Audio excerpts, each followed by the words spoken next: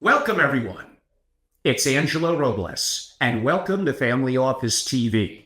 Today, we have a really special guest and a great subject, ex-CIA on courage plus actions equal consequences. Everything, including advising generals. So I'm going to give a little bit more of a build-up to our special guest today than I normally do, because I do think it's important to have the proper context. And many of you know, I enjoy geopolitical investing and kind of critical thinking and how to think and how that works both in life as an investor, as a business owner or entrepreneur, and of course, given my background and my love, how that impacts family offices, including from not just generationally, but from the investing perspective. So our special guest today is Rupal Patel. High-octane career, really, truly amazing, taking her from military briefing rooms to jungles and war zones to corporate boardrooms and international stages. During her thrilling career as an analyst and field agent at the CIA, she served in active war zones, advising commanding generals, and earned war zone service medals and certain amazing citations for exceptional performance of duty and superior support to the President of the United States. After leaving the CIA, she earned her MBA from London Business School and started her first award-winning business over 10 years ago, called A Power Woman by Harper's Bazaar magazine. She's sought after as an international speaker and has spoken in front of thousands and worked at top-tier organizations, Accenture, AB InBev, SAP, Virgin, and so many others. And actually, there's really a lot more to her background. It really is truly incredible, but it's amazing to have her on today. Rupal, thank you so much for joining us. Thanks, Angela, for having me.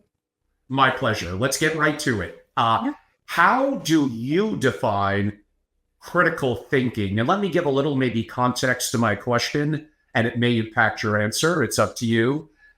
Are we kind of born, I guess we are, with a genetic blueprint? However, to just assume that we're the product of our genetics doesn't maximize our capability to learn more, to work hard, and to be more formulaic in terms of our thinking. So how do we learn to think critically? And sometimes how do we learn to accelerate that and think critically quicker? And these may be lessons you learn within the CIA that you could share with us. Sure. So I'll answer sort of the middle part of that question around the genetic side of things. I think, look, yes, do genes matter to some extent, but are they a determining or a defining factor?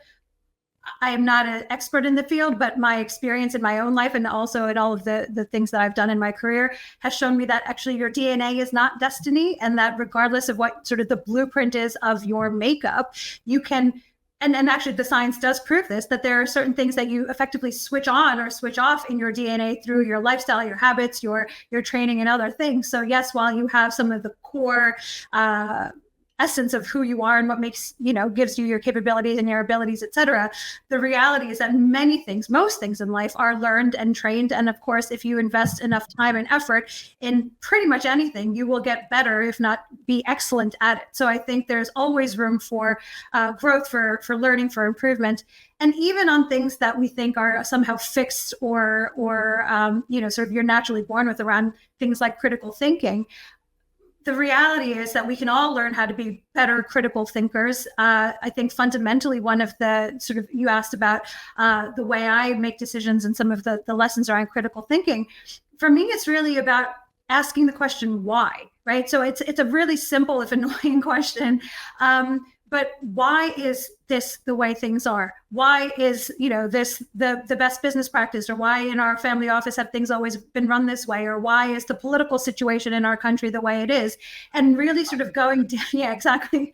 And really sort of digging down into not just the low-hanging fruit or cherry picking the data that just confirms what your instincts or your biases already are, but actively looking for disconfirming information that helps you then sort of see a different perspective, and of course qualified disconfirming informing information, not, sort of the man down at the bar or sort of your, random strangers you meet on a plane, but people who are qualified, have experience and expertise in something, and then learning, sort of investigating all of the aspects to a story, asking why and how, and then of course then using what you've been given at birth with, and trying to make sense of it, and sense checking with other people. So I don't think it's a singular behavior, but fundamentally for me it starts with asking why, and not necessarily assuming that the way things have always been are the way that things will always have to be. Yeah, I mean, there certainly are things that are inheritable, and sometimes it's considered a little politically sensitive to talk about it, but think of things like height, hair color, eye color, and to a degree, yes, our IQ. Now, there's various forms of intelligence, including emotional intelligence, and high IQ probably has no impact whether you're a good spouse, a good father or son, a good lover, if I could be rather blunt, and potentially even a good business person, because you may have the horsepower, you may have the Ferrari inside, but if that's breaking down all the time, that's not going to do you any good. So you might be actually better off driving the Chevrolet, but that is working perfectly because you really know how to drive it. You know how to use it.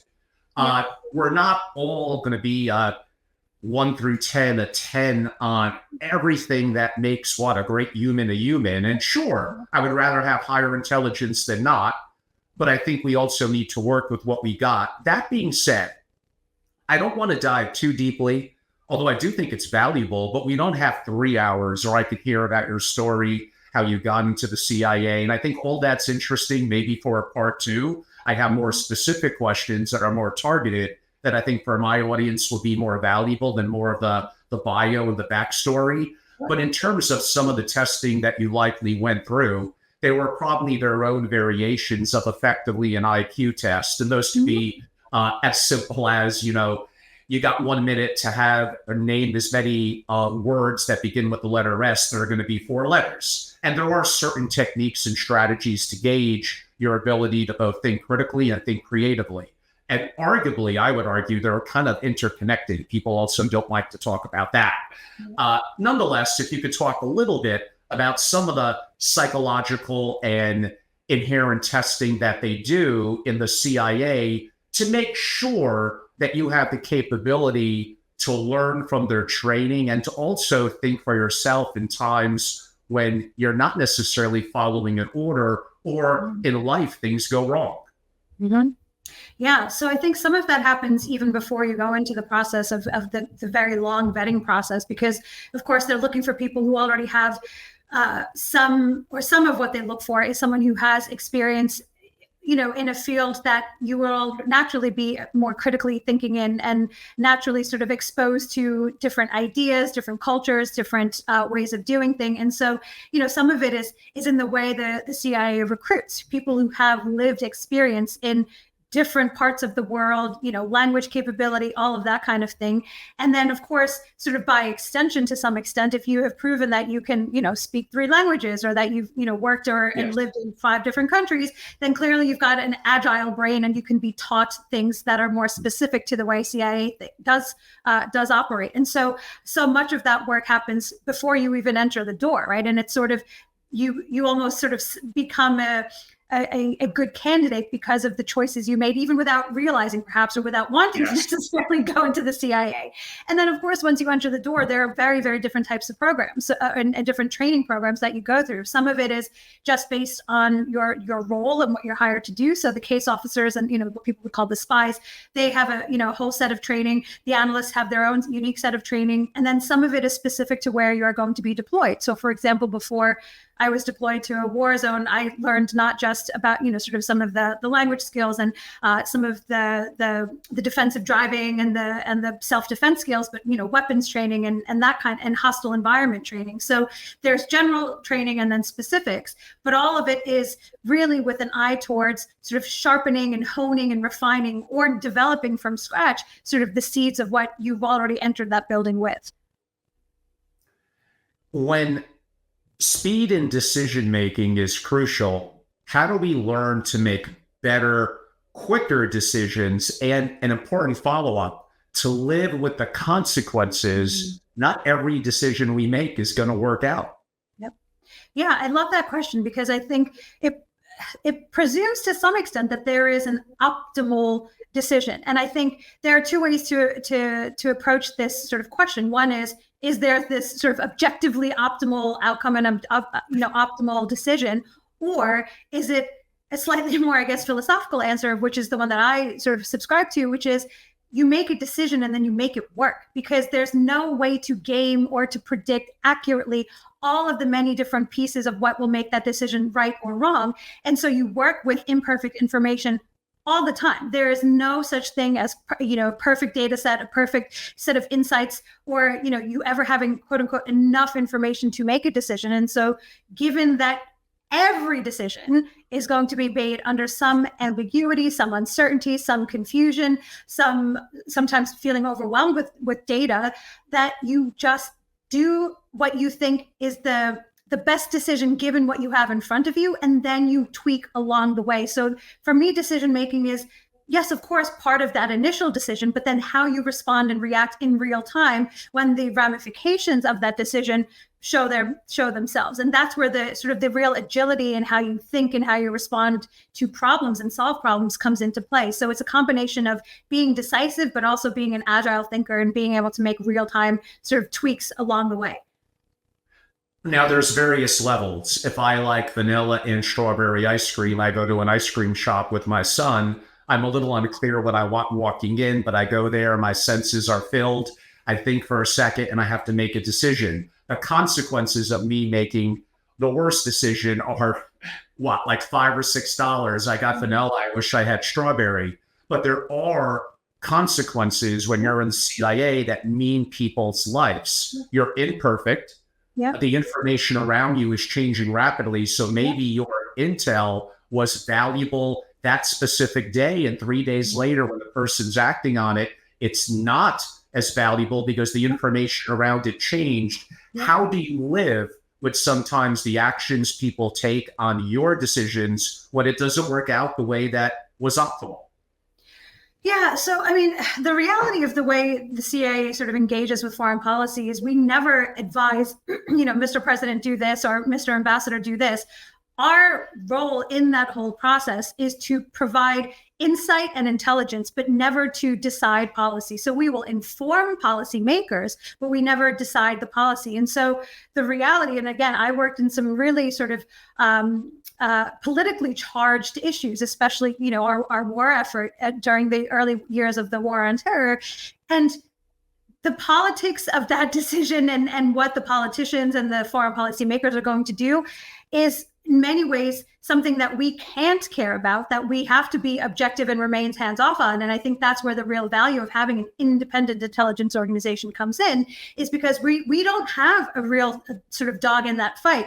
Our role, especially as analysts, is to say, look, this is the universe of information that we have at our disposal. This is very clearly the uncertainties and some of the gaps in our intelligence. And here are some, unknown unknowns or known unknowns that will potentially affect what the implications are of taking this decision or taking that decision. But we're never in a position where we're saying, sir, do this or do that. We provide the very fullest picture we can. And also, I think this is where the actually really powerful value comes from, is that we are very clear about the things we do not know. I was trained and I was sort of reminded again and again and again to never answer a question you don't have the answer to, because as you identified, the stakes are so high. So we are very practiced at saying, this is our data set. This is the boundaries of that data. These are where the gaps are. This is what we're doing to fill those gaps. But given what we know and what we don't know, here are some of the potential sort of high impact scenarios that are you should be aware of. And then the decision maker takes that and does what they will with it. But we have to wash our hands of the outcome.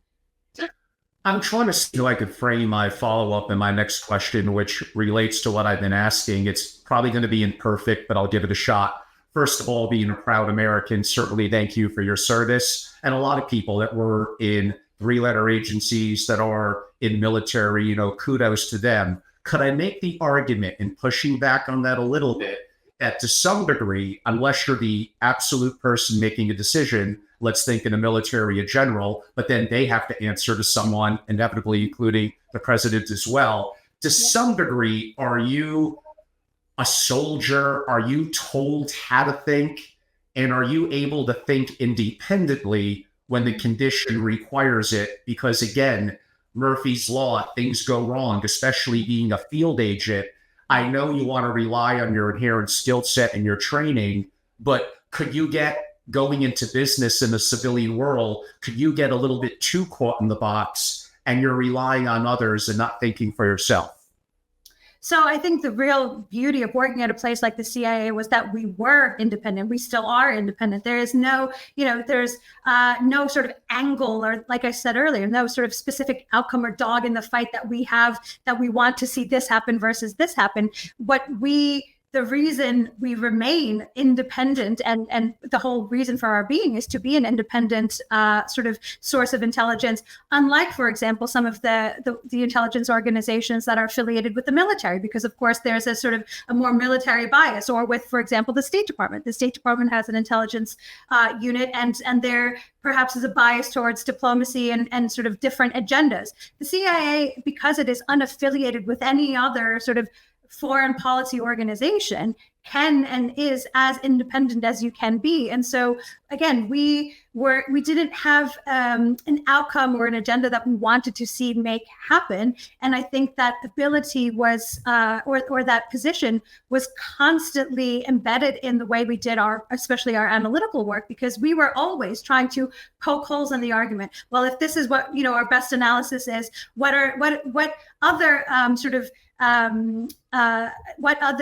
what other things could this data set be telling us in addition to or instead of this thing? There was always this real debate about, is this what the intelligence is telling us, or is it telling us something else? And do we have that bias? There was all of this bias testing, all of this sort of devil's advocacy and all that kind of thing to ensure that, as much as is humanly possible, given the time constraints and the fast moving nature of what we were doing, that we were as independent as possible. And I do firmly believe we lived up to that day by day. And so I think that that is something that is very naturally that I have tried to bring into the corporate context in which I now operate. And I think the best companies do that as well. The best leaders do that as well, is try to remain as unbiased. I mean, everybody has an individual bias or sort of an inclination, but to again, sort of to advocate against your position, or to find, again, like I said earlier in our conversation, find disconfirming information to see if maybe there's another explanation for what you think is going on.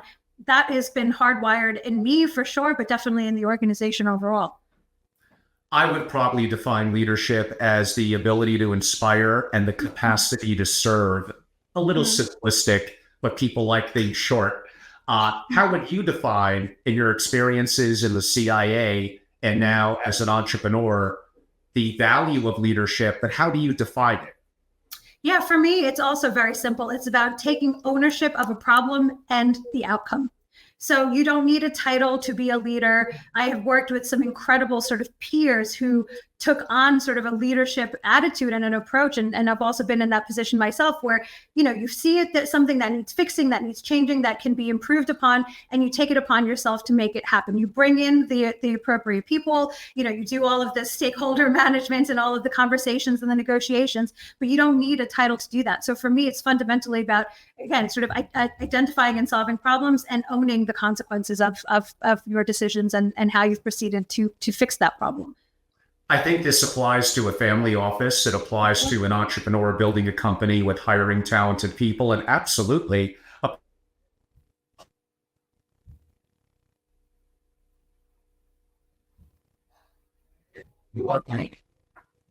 Oops, lost a little connection there for a second. I think we're good now. Nothing is as important as, I'll say a four-letter word. It begins with an H. H-I-R-E, hire, effectively a little fancy way of saying your people. Your people are going to be your most valuable asset. Maybe in 30 years, AI and technology will be. I'm willing to be open-minded to that. But right now, people are by far number one.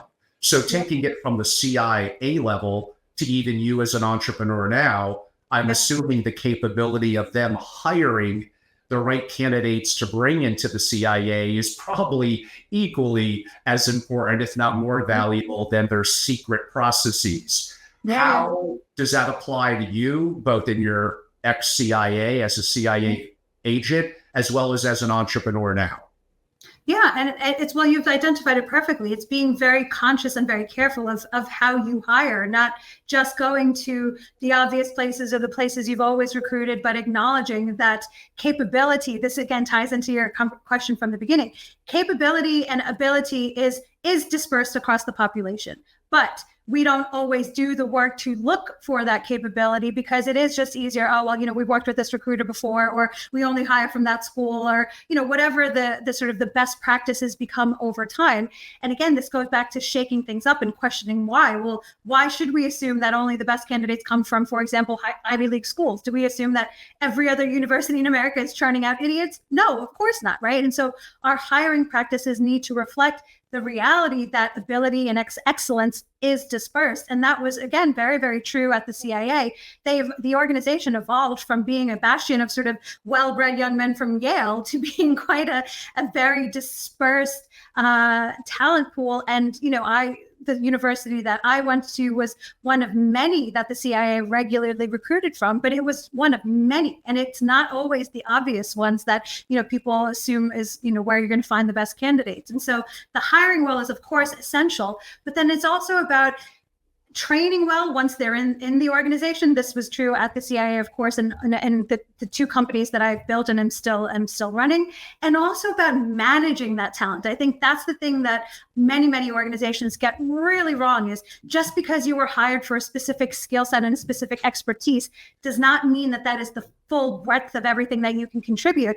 And especially these days when budgets are tight, when people are worried about talent retention, I think finding ways of really delving into the very broad capabilities, not in every single employee and every single hire, of course, but in many of the people in your organization, and using them better, giving them opportunities for lateral moves, or, working in different ways, or leveraging different parts of their expertise, is going to be an incredibly valuable skill. And it's again, something that many good organizations are getting right. It was something the CIA allowed me a lot of leeway to sort of craft a career that sort of defied the boundaries of just being an analyst, right? Spending time in the field and doing the kinds of other things I did. So organizations need to learn how to do it. I do it now, and in all of the hires that I do, but it takes a lot of work. And I think that's where sometimes there is that default of, oh, well, it's too hard to look, or it's too hard to retrain, or to find developmental opportunities. And that's in the long run, that's the lazy way out.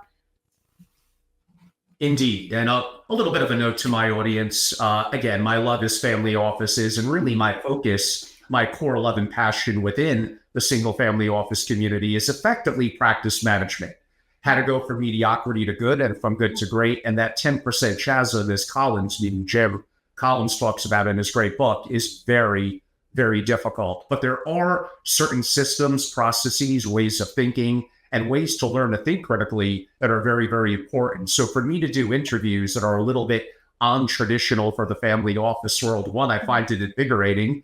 Two, the family office world could use more smart people from the outside looking at things from a different perspective. Because to me, what a lot of family offices doing now, honestly, is really not working. And a lot of it is going to come down to people, systems, and technology. So areas and conversations around geopolitics, mitigating risk, critical thinking, how to process information, how to make decisions, and effectively project management, they're like 1A. Now, don't get me wrong. I'm an investor. I love to have investors come on. I love to have investment conversations. They're very important in the family office world. But to limit the family office community only to the most basics of investing and family governance, very, very important. I've been active in those communities for decades, but I tend to look at things a little differently and realize that something's broken in the community. And understanding the global perspective, and having someone like our special guest on today with her amazing background as an entrepreneur, as well as ex-CIA, and weaving in, I hope, what's going to be informative to you and active discussion, I hope you're all going to enjoy. So a little bit in building on that context, and a word that you used earlier, it's one of my favorite words. You did use the word ambiguity. So what I like to say is, being an entrepreneur, and I'm assuming this will be similar, especially being a field agent in the CIA, is you're thrust every day into a thicket of ambiguity. There's nuances that you don't control of people and conditions around you where you need to be adaptive and iterate in the moment. Therefore, being only an order follower, that's not really going to work to you being successful either as an employee or in your role at quote unquote in the past of ex-CIA. How do you learn to be cool and calm, to be functional, and to make decisions in a thicket of ambiguity? Yeah. Gosh, there's so much to unpack there. So I guess first of all, how do I stay cool and calm? For me, it's an active choice. For me, when there is literal chaos around me, I actively tell myself to tune it out, because so much figurative and literal noise is just a distraction. And so what the great thing, one of the many great things that the agency did, for example, in my sort of hostile environment training, was put us in these really intense, again, literally and figuratively noisy contexts, and help us, sort of train our instincts, see how we respond, in an active shootout, or, if we're, involved in a car chase, and all of these things. And no one instructed me in the moment to do this, but my instinct was, and then I worked on it since then, was to tune all of it out and look for that signal, right? Instead of sort of getting involved in the screaming and the shouting and the hair pulling and the panic, it was to literally sometimes physically stay still, to stay quiet, to take deep breaths, and then to just look. And that process can sometimes take seconds, but when there is a lot of chaos around you, that, it helps you see, again, that signal that others might not be seeing, because they're just in their own heads. And so that choice to step out of it, either literatively or literally or metaphorically, was something that I actively choose even now. So, when I'm in a heated discussion or in a boardroom context, and when everybody's shouting and screaming, I pull back, I pull out, at least mentally, and I just pay attention to who's saying what are the words being used, what is some of the body language, all of that stuff. And then very quickly, because it's been a practice, the things start to fall into place. And that's when the instinct that is built on all of that experience can kick in. And I can say, okay, well, this is how I see things. This is sort of the clear way forward. Always, of course, with the acknowledgement that this is the way I am seeing things, my interpretation of what's happening around, and then making that decision, taking that next step, and then doing that sort of agility dance, right? Where you do one thing and then you sort of see how people respond, then you sort of make tweaks where required. But for me, it's about being physically like pulling away from the chaos and all of that distraction, and seeing what is available to you. Because I think we can all, there are those two competing books, The Wisdom of Crowds and I think something like The Stupidity of Crowds, right? And so it's so easy to get spun up. But for the perspective that you need to be a leader, to run an effective family office, is to not always just blindly follow the crowd, or to get pulled into that wave of panic, and to take a very intentional choice to step out of it, get some perspective, do some of that physical thing about taking deep breaths and just sort of quietly sort of tuning Absolutely. into what's happening. And that is a very practical thing, but it takes practice, because it's not our natural instinct, especially for sort of high performers, alpha human beings. It's go, take action and be doing. And that's why I say the word practice a lot, because it gets easier with practice, and you also get better with practice. Going to ask another typical long-winded Angelo question, but it's going to have some level of logic relative to my last question in your answer. What would the CIA choose among these scenarios? And this relates to my opinion that being anxious, being nervous is a bad trait. I do think, and it's been proven, that some of that is genetic, but I don't want to hear any excuses. I don't like when people play the victim mindset. You're correct. Maybe your genetics are more skewed to you being a little bit anxious, that you have to learn meditation, breathing techniques, identify it, and work on it. Take active work. Don't just accept things. Another one of my sayings are, and we may get to this on a variety of women and other issues coming up later, relative to weak people think the world is against them. Strong people don't give a, well, you know what, if it is. And I think that's generally a good attitude to have. So my question is, do you think the CIA would skew more to a candidate or a prospective candidate? Let's go with that. That is well above average intelligence, notably smart, probably 125, 135 IQ, but they show inherent signs of anxiety versus someone who may be on the higher side of average IQ, but boy, they are cool as a cucumber. You may say they would rather work with option number one to see what they could do, but I'm not so sure that's the answer. With no other variables, which one are they likely to cut before even taking to the next level? I can't answer that question because I don't have any insight into how that decision would be made from a tangible perspective. What my instincts tell me, and if I was in that position, is that you need more information before you can decide, is it the anxious person or is it cool as a cucumber? Because sometimes cool cucumbers can be sociopaths, right? They don't get riled up and they don't have any emotional intelligence. And so they are able to just sort of stay like this regardless of what's going on. And sometimes those very anxious people just exhibit the behaviors of anxiety, but actually internally they're figuring things out and they're really able to sort of work through it, do some of the the active work that you described, and use that anxiety as just a data point, right? It doesn't have to necessarily debilitate them or keep them paralyzed in any way. The way many effective performers that I've worked with their anxiety is to work with it, right? To recognize that it's just information. What is it trying to tell them? Is this relevant? Is it valuable? Is it useful? If so, great, then take those signals. Or if it's not, then find ways to quiet them. So I don't think just the superficial differences are enough to decide whether one is a better candidate versus another. But what I can say is that they are going to be profiling more fully than just that. So that one data point wouldn't be the deciding factor. It would be the total package and all of the other analysis and all of the other sort of investigation going on into your personality type and your makeup that would make that the deciding factor. But for me, if I was in that chair deciding between the two, I'd want more info. Yes, and from some people I talk to more so in special forces, and I'll be a little careful how I kind of phrase this. There are some people, you're correct, that are effectively kind of bordering on being a psychopath, a narcissist, that it's certain elements of special forces. Why don't I go with, you may need a couple of people like that. They may not work into civilian life great. They may not be the greatest people in the world, but they're people that do things that this world does need to be done. Why don't I kind of leave that at that? But to think that's not a reality and that there's not some level, there's a biological reason why some people have those traits inherent, and that probably goes back to the caveman days and survival.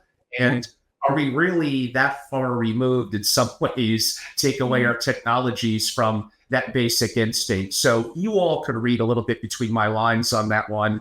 This is just a reality of kind of how the world works. One more question, kind of related to the subject and maybe tying it together a little bit. What shapes our ability to kind of see the world? Part of it, again, yes, part of it is going to be our genetic makeup, but I'm assuming, and the CIA probably looks into this as well, our parents, our upbringing, what obstacles we had to overcome at a young age, our circle of friends, our experiences that helped to shape who we could become. To just simply say it's only genetics is just not true. Yep. What is important to look at to help define who we could become and identify what we may need to work on? Yeah. So it's all of those things. And for me, I don't think it's any single one that has, sort of primacy or, is the majority and everything else is just marginal. I think the interactions between all of that are so complex that it would be overly simplifying it to say, oh, well, it's, 50% genetics and 10% your circle of friends. And well, I think and it's also relatively arbitrary. What I would say is that it's an interplay, right? And context matters, right? We are all, even as adults, very, very sensitive to peer pressure, to our surroundings, to, sort of the inputs that we are letting in. And so for me, all inputs leave an impact, leave a mark.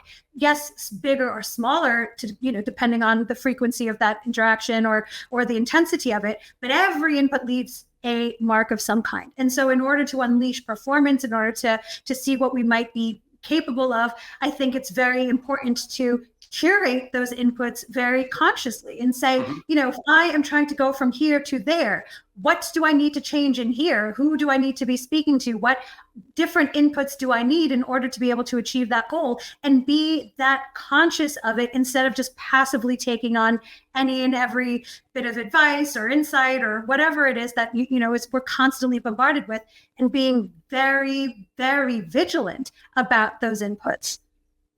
And speaking of inputs, boy, you segue into my next question very, very well. Could I make the argument that the more inputs we have, sometimes the worse decisions that we make? I've had some great investors on my show that say, hey, initially to get to my first pass, my inputs that I look at are very, very basic. And there are some times I need to make a quick decision, yes or no, based on that without further I don't have the time, or I'm going to lose an opportunity by taking too long, getting more complex inputs that may not, as has been proven in VC, more inputs we get about entrepreneurs, there comes a point when the worst decisions that we make with them being successful. What have you learned in the CIA, and what have you learned in real life and business that pertains to too many inputs and paralysis by analysis? Yeah. So it's exactly what you identified, is that there are real diminishing returns to more information, and not all data is information, right? There can be noise, there can be distraction, there can be things that sort of mask itself as, or inputs that mask themselves as valuable and useful, but are totally irrelevant. And that is true of every aspect of our lives, personal, professional, investments, everything. And so it's to acknowledge that reality that, as I said earlier, there will never be a perfect data set. There will never be a complete data set. And that there is a point at which you have to decide. And this is where experience and sort of life experience, expertise developed over time, over a career, starts to be really, really important. You have to start developing that sense, I'll say intuition, because I think it really is that, or gut instinct, whatever you want to call it, like those investors you just identified, where the bare minimum that you need to make a decision, or when enough is generally enough, and that you have to take action, because the longer you wait, the world will change, and then the inputs you need to make that decision will change. And so if you keep waiting, you'll never be able to make a decision. So you have to choose, you have to decide, always with the acknowledgement that every decision is going to be made under ambiguity with imperfect information. So just stop agonizing over it. And for me, the idea of analysis paralysis is like, again, going back to what I said earlier, is do what you can with what you've got in the moment. Try to make it work. You can always change if you need to. You can always tweak along the way. The wording, the buzzwords in the entrepreneurship world are pivot, right? You're constantly pivoting. Well, that's the reality, right? You can only do so much with what you're given in any given moment. Do the best you can, and then just make real-time adjustments if needed, but not obsess over this, this ideal that doesn't exist, because there is no such thing as enough information. There is no such thing as perfect information. So let's all be grown-ups about it and acknowledge it, and just move on accordingly. A little bit of an unusual question, but I think there's a purpose behind it. And this, again, relates to CIA and your business endeavors, and probably simply in life. Well, how do you define, and effectively, what does the word courage or courageous mean to you? For me, it's about feeling fear and proceeding anyway. Not blindly, not seeking danger, or not seeking sort of failure or anything like that. But one of the other fundamentals, and you said about sort of our caveman days, that I think is a really valuable and a useful emotion is fear. And the reality about courage is that there is no such thing as courage without fear, right? You can't, if you're not fearful, then you can't be courageous, because the only reason it's called courage is because you're overcoming a fear or an anxiety or something you're nervous about. And so to acknowledge your courage means to acknowledge that you are fearful of something. They cannot be separated from each other. And so for me, it is about acknowledging that despite my fears, despite my anxieties, despite the uncertainties, I am going to make the best decision I can. I'm going to do what I can in any given context and try to make the most of it. And then, of course, like I said, not blindly run into a lion's den, right? That's, that signal of fear is something worth listening to. But so much of our investment fears or our hiring fears or our growth fears, our strategy, all of the commercial business related stuff, it is very rarely, if ever, genuinely life or death. So to take a courageous decision, you have to be willing to face what specifically is that fear, what very concretely am I worried about or nervous about, and then what can I do to mitigate the potential of that, worst case scenario ever coming to pass. And that for me is courage, is acknowledging the worst case, is doing what you can to mitigate it, and then proceeding as best you can. Indeed. And I guess I could make the argument, adding to that is it really courageous if it doesn't involve some element of risk or loss? And yes, that could mean life or death, but that's a little extreme. It may mean monetary, it may mean, which really wouldn't matter, an inner loss of face or something like that. But you need to move forward in the face of fear where you may not get the result that you want. Right. And I think the people are hearing this and saying, well, this is all obvious. I know that, but really, does the average person live a courageous life? Does a family member growing up in a wealthy family feel constrained and doesn't take certain risks because they weren't taught certain things to help them become more courageous because of the fear of a reprimand, of being wrong or failure? I'm almost wondering if while we're younger, we should encourage our children, like when you pick them up or they come home from school, what did you fail at today? They celebrate it. But also, it's so overly binary, right? It's either success or failure. Well, most things in life, in any context of life, is somewhere in between, right? Very few things. There are some, but very few things are unmitigated disasters or unmitigated successes. Everything involves a trade-off. Everything involves saying yes to some things and saying no to other things. And so the reality of this conversation around fear and courageousness is, as you said, it is very simple. And yet how many people do it? How many exceptional people do it consistently, right? It's not just about the average person. It's about all of us. There are some things that we are more consistently courageous at, and there are other things where we sort of take the easy way out. And I like this idea of asking, from a young age, well, what did you fail at? Just to normalize that, not failure, right? Not seeking to do badly at things, but to normalize that the journey, the process is never linear, that any success at anything comes with setbacks, comes with frustrations, comes with tons of boredom. And, to paraphrase someone I once heard put this beautifully, it's like, really, it's about how big of a shit sandwich are you willing to eat to get what you want, right? Because it's never going to be this beautiful paved path of success and accolades. And so much of what paralyzes people from deviating in any way or doing something that has never been done before is, again, this obsession over saving face, saving reputation, the family name, the heritage, the history, and all of that, of course, is valuable. And yet we come back to the beginning of, well, why did we decide as a family or as a lineage that this was going to be the way things are done? And is that always going to be the way things should be done? Because, of course, what got us here won't necessarily be what takes us to the next level or to the next stage. And at some point, somebody has to be the grown-up in the room to say, well, you know what? There are some things that are essential and that we must maintain our values and our commitment to X, Y, and Z.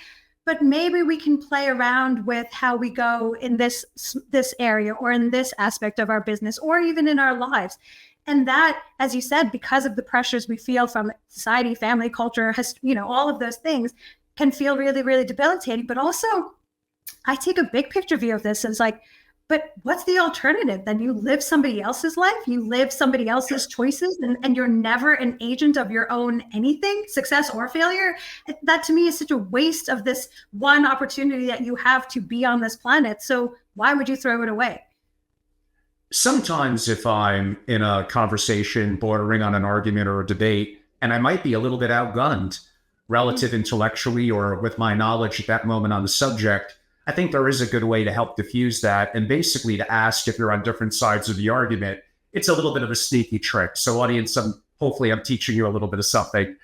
What would cause, meaning me asking now from the opposite perspective, what would cause you to change your mind?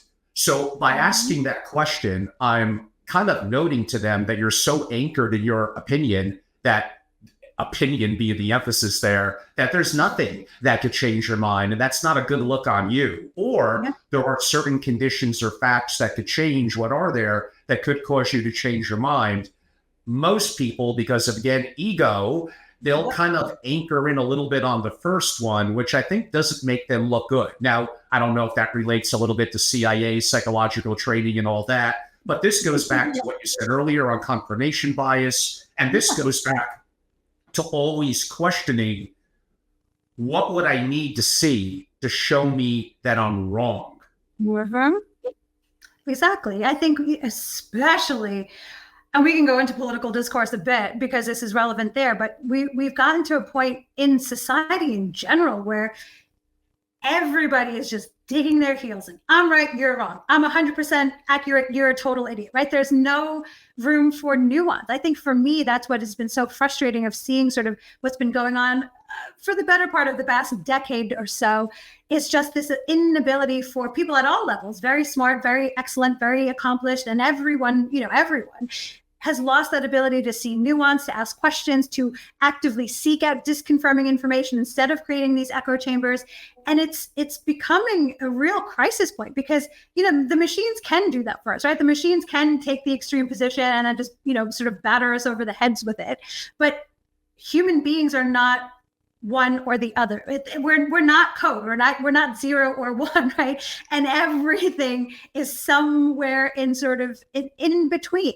And so I think having a nuanced conversation about any topic, whether it's business, about succession, about, strategy, about politics, about anything, has really lost favor in many ways. And anytime you try to bring in nuance, people will just try to shout you down. And for me, that's a real shame because the reality of life and the reality of the human experience really is being able to acknowledge that there is a spectrum of everything, and to then identify where there is commonality or identify where you might have been wrong and at least leave room open for being proven wrong. I think for the CIA did that brilliantly, at least us as the analytical cadre, was, again, this is the data set we have and this is what it's telling us. But these are all the things we don't know. These are the things that could change our minds. These are the types of, reporting that would help, that would cause us to change our analysis. So there's always this openness to at least explore the possibility that you do not have the sole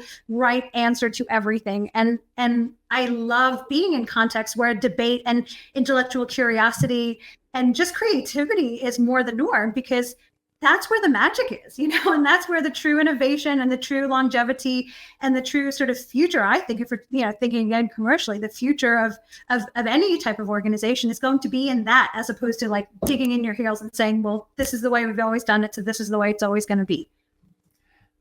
Changing directions rather pretty significantly and going down perhaps a little bit of a sensitive road. But again, I don't look to be Mr. Vanilla Family Office. So audience, if you're a little more newer to me on the family office investing side, I'm sorry, I'm a little different. Good or bad, probably some of it's bad. Let's touch upon diversity, equity, and inclusion, DEI. Mm-hmm. I will make the point that absolutely equal opportunity. I don't really like the equality of outcomes. You're entered into the CIA, you're a female and a minority. I'm half minority, being Latino. So, and I'm in an industry that isn't flowing with a million of them, especially of Puerto Rican heritage. Again, I go back to what I said earlier. Weak people think the world is against them. There might be some things that were inherently against me. I don't give an F if it is. I just move forward and I make it happen. And I think that's, broadly speaking, the right attitude to have. My concern, which are multiple about DEI, is exactly that it's forcing outcomes. People aren't necessarily earning it. Like many things, I'm assuming my blunt response is not quite perfectly black or white. There's going to be a lot of gray areas in there. But why don't I shut up and I listen to your perspective about DEI? Sure.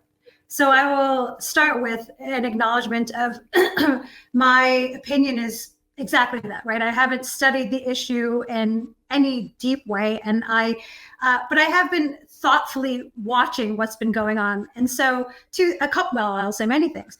One, I don't think the end goal of any DE&I effort that I have been aware of, including things like affirmative action, was equality of outcome. The goal was equality of opportunity and access. And I think the access part is what we really still haven't gotten right.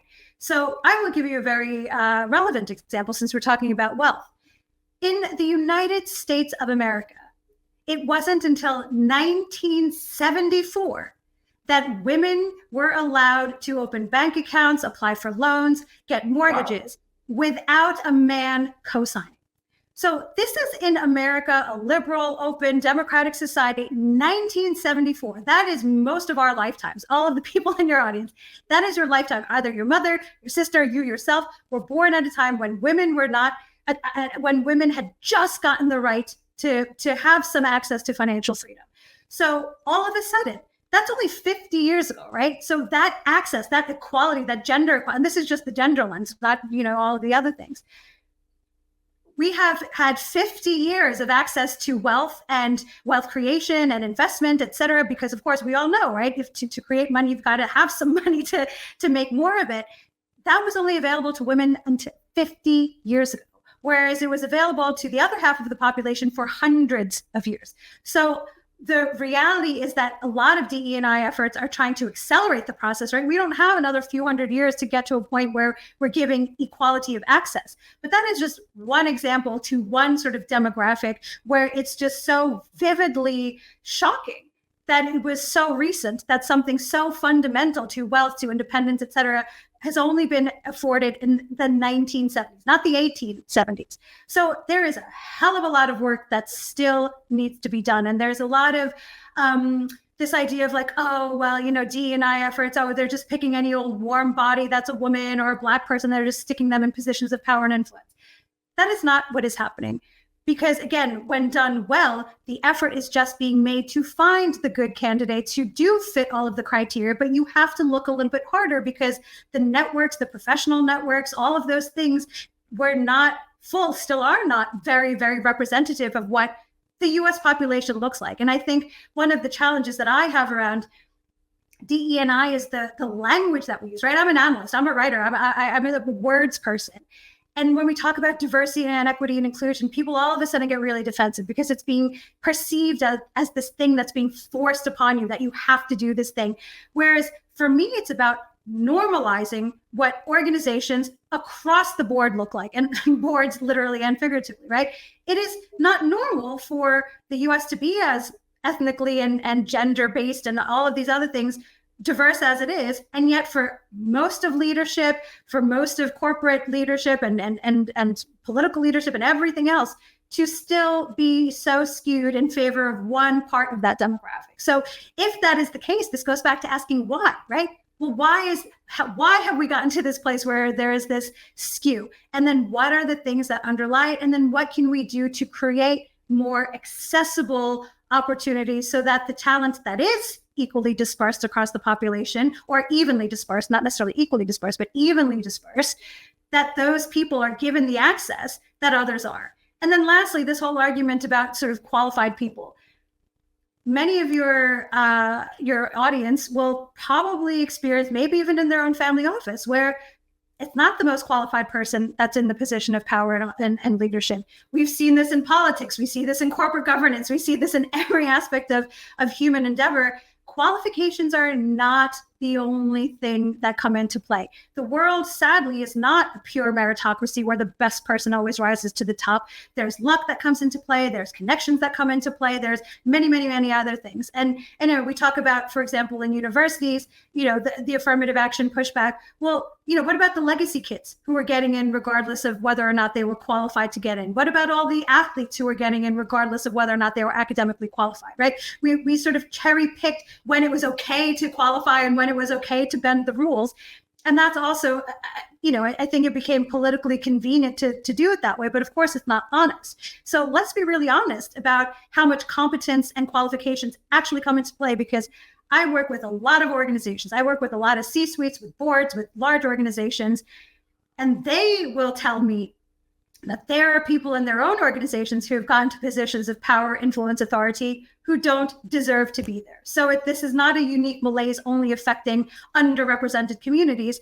This happens everywhere. Meritocracy doesn't exist in its pure form. Of course, merit is important and qualifications are important. But when it comes to DE&I, all of a sudden the bar becomes that much higher. You can't just be good enough. You have to be exceptional. And I think that's where, some of the, it's disingenuous the way a lot of the tone of the conversation has gone. I don't think you're necessarily incorrect. I probably agree with a fair percentage of what you said. I'll disagree probably on certain things. We don't need to make it a 2-hour discussion about the subject. We have so many things to cover. But correcting a wrong with another wrong is not necessarily a good thing. If the person is just not qualified, as we are seeing some DEI situations, I've had multiple white males over 50. I'm a little bit mixed, so I'm different. Tell D'Angelo, go look. Unless we're a rainmaker that's bringing in money, if I'm in a situation where I'm let go, where I'm moving around, it's harder than it ever was. Now, we can make the argument other people wouldn't get in a fair opportunity. You had certain advantages that were by quote unquote birth, and you got a little comfortable and lazy with it. You didn't maximize it, and now you're understanding what it's a little bit like to be on the other side of the fence. I would agree that kind of plays partially into it. But then I'm looking at some of the things going on now, the percentage of college graduates, I think on many universities, 2/3 female, 1/3 male. I can make the argument that younger men are going through a little bit of a challenging time or transition that they may be a little bit uncomfortable with or are not used to. And I know some of you are saying, Angelo, why do you go down these roads? This is why you get in trouble. This is why you're a little bit different in the family office world. You should like that. You shouldn't want me to be and boring. I'm asking these questions so I can hopefully learn and be a part of a learning process. And absolutely, are women in the family office community, something that I actually know something about, are women in the single family office community underrepresented at the C-suite level, especially chief investment officer and head of the family office? The answer is absolutely yes. And that is a problem. And there's more than enough qualified women that are capable in those positions to be leaders. And we're not seeing that. And so I'll admit that as a little bit of a libertarian who skews on the more conservative side and not the biggest fan of DEI, it doesn't mean that there's not some areas of merit and things that need to be worked on. And you're going to be more focused on business of the community. So your experiences may not be as much in the family office, but true, these things do impact family offices as well. Yep, for sure. And I will just say, it's sort of, again, I am not a DEI expert, and there's much I still need to learn, because also I think the facts are getting skewed in the way it's being covered, especially in the US media, where it's so charged and everybody, again, wants to take a very black or white position, and there's very little reliance on actual data instead of just individual data points and case studies and anecdotal information. And so what I'd love to see is just some real robust data and a real robust conversation around the, what's happening and the way it's being practiced and the way organizations are practicing it. Because from my experience, and this is very limited, but I have, I can think of over a handful of organizations that I've worked with just in the past 6 to 8 months, and they're really trying to do it right. They're not going through sort of check the box exercises. They're not just saying, oh, well, just, I need a woman, or I need a veteran, or I need whatever. They're doing the work to find qualified candidates. So they're getting the qualification and the diversity, but also just, again, going back to the idea of sort of investment psychology. It is really bad business practice to put all of your eggs, whether it's decision making or investing in entrepreneurs or whatever, in a single type of founder and a single type of leader, because there will be some sort of a very narrow approach to certain things, or a very undiversified, right? And I'm using this now in the investment terminology and the investment use. When you have an undiversified leadership cadre or an undiversified sort of pool of entrepreneurs that you're willing to invest in, that's bad for your portfolio diversification. Because if you don't do that, the assumption is that nobody who's not a white male in their 40s has good ideas or could lead. Of course, that's not the case, right? But if you play that logic to its natural end, that's sort of where you end up. And it's just bad business practice. So I think instead of trying to appeal to people's philosophy and morality, and just basic common sense dictates that if you want a robust, resilient, future-proof workforce, it has to have different perspectives, different insights, and the CIA did this brilliantly, right? It was, again, previously good old boys from Yale. They are not, what perspective on the world do they possibly have that is, or they might have a perspective, but it will be a very narrow perspective. Whereas what the work of the CIA was requires that insight, that ability to understand a culture from experience or from having lived there. So you need that to create a robust organization. And that's just as true in a commercial context as it is in a sort of foreign policy context. This is another question that I'm going to be careful how I'm going to ask it and phrase it. Part of it's going to be a little bit with your team, your employees, the diversity, male, female, ages, etc., that you might have. But before I get to that, and this could relate to it, and this will help, and if you're not familiar with it, it's no big deal, then I'll have to alter my question a bit. But it does relate to women in positions of more fame, authority, and all that. Are you a fan, at least from afar, of the WNBA here in America? Do you know, my sport is soccer, so I don't follow a lot. But the Caitlin Clark stuff, I have been following. See, that now, okay, now I can ask the question. Yeah, go The question is effectively, one, I spoke to someone offline that noted, God, I don't really know why WNBA players don't make what NBA players do. And this was a smart person, higher IQ than me. It was a female. And I'm like, really? This was not someone I interviewed, by the way. It's just someone I know and respect. Like, are you kidding me? Like, you do understand the WNBA's been around for 27 years and has never made money.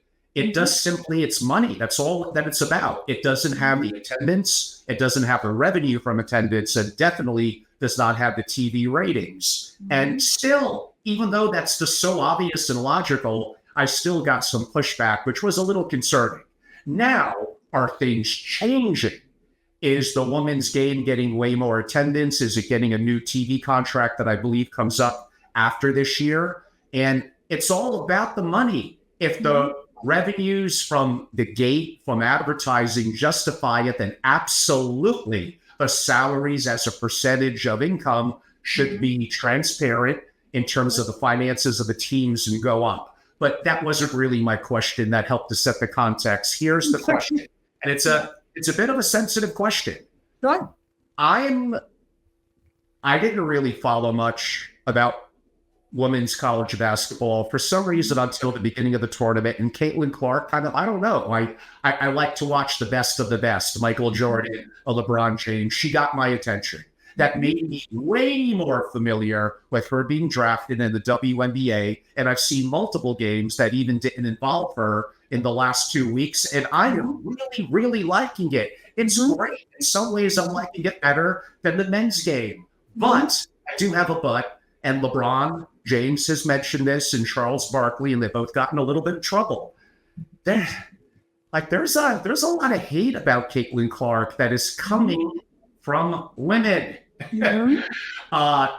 Is there inherent biases against fellow women? Is there a biological reason that, again, going back to the caveman days, about seeing someone else rise, and actually it's rising you up with them? You're going to make more money. You're now on private charter jets. You're going to get a better TV contract. Yet maybe it's being emphasized by the media, but when I look at X and when I look at Reed, there's a lot of hate about her. A lot. So is it inevitable? No. Fundamentally, no. There is no reason that any woman should hate another man and a woman instinctively, just as any man would instinctively hate another man. I think the reality of all of these things, it's more complex than that. So you said, for example, that, you never really got into the game before until very recently when Caitlin Clark sort of brought the WNBA to your attention. Well, that's part of the problem, right? The reason the WNBA didn't have the funding, didn't have the sponsorship, didn't have the ad dollars, it was sort of a chicken and egg thing, is because nobody invested in it. Nobody really advertised it. They didn't invest in it in the same way that they did in the men's game. So if you can't make an apples for apples comparison here, because we don't have the data set that tells you, well, okay, we invested just as much in the WNBA as we did in the NBA and for as long. And so these are the different outcomes. All we are seeing is that very late in the game, as it were, is our women's sports overall getting more attention and more advertising. And so it's creating that positive feedback loop. But in the early days, it was a negative feedback loop, right? Women's sports were written off as not as interesting, not as fast paced, not as challenging. I mean, I played soccer my entire life. The U.S. women's soccer team has been at the top of the world standings for years. Only recently has that changed. Whereas the U.S. men's soccer team is shit and has been from the beginning of time, right? And so there's this real discrepancy in how women's sports is covered and how much media attention it gets. And that creates that sense of like, oh, well, it's not as interesting. And, sort of that taste making that happens and that exposure that people get has been lacking. Whereas any given weekday or weekend, you can watch an infinite number of men's sports. And this is for decades, right? It's not that women weren't playing sports before. It's just that they weren't given the same investment because it wasn't seen as something worth doing because, oh, by the way, like we heard in that horrific commencement speech recently by that Kansas City basketball player, actually a woman's real calling is to be a homemaker, right? Yeah, they might do sports on the side just to sort of get some of their indulge in the little female fantasies. But actually the real goal of all women is to become a homemaker and a wife. And even though we know instinctively that's total, bullshit, the way society has approached many sort of ways that women have contributed has been to sideline or to not give it attention or to not give it the same amount of airtime and to pretend that it doesn't exist at all, instead of acknowledging the reality that women have been contributing to sports, to science, to philosophy from the beginning of time. It's just we don't get the same airtime. And this has been true for in any field you can think of. Very recently, for example, I'm a huge fan of astrophysics, and I love that you go in many different directions because that's how sort of my brain works as well. And I listened to many podcasts about it, et cetera, et cetera. And, we have all heard of the amazing sort of physicists like Newton and Einstein and Hubble, et cetera, and the Hubble Space Telescope is probably one of the most, famous, given us some of the most famous images of space. And yet the person who was behind making that telescope a reality was a woman. NASA's first chief astronomer in 1951 was a woman named something Roman. And this woman has been an instrumental part of everything NASA has done. Or if you go back to that Hidden Figures film where, Katherine Johnson and the computers who were working at NASA, who unlocked the math, right? Women have always been on the scene. We are just not getting the airtime. And for me, that visibility gap reinforces the pay gap. It reinforces the gender, just sort of equality gap. And it's as if, well, if we don't talk about it, it's not happening. No, it's happening anyway, right? But it's the exposure that most people don't have. So in their own minds, oh, well, women just don't play sports, or women aren't really contributing to science or to entrepreneurship or whatever. And you see this even in, studies they do even now. If you ask school children to draw a picture of a scientist, an inventor, an entrepreneur, a leader, anything, it's 80% of the time they're drawing a picture of a male, right, of some kind. Women do all of those things. As you identified, women are graduating with higher level degrees, PhDs, et cetera, at huge rates, more than men are. And yet the idea in society's mind is still that we don't do these things. And so is there an ingrained bias of women against women? No, it's the conversation around women's contributions that has been flawed from the beginning. And then of course, it seeps into you to some people's sort of mentality around, oh, well, that competition or that sort of that cat fight trope of like, oh, well, there's only room for one woman. And if she's got it, then I'm going to have to hate on her, or, her success means my failure because she's already taken the seat that was reserved for a woman.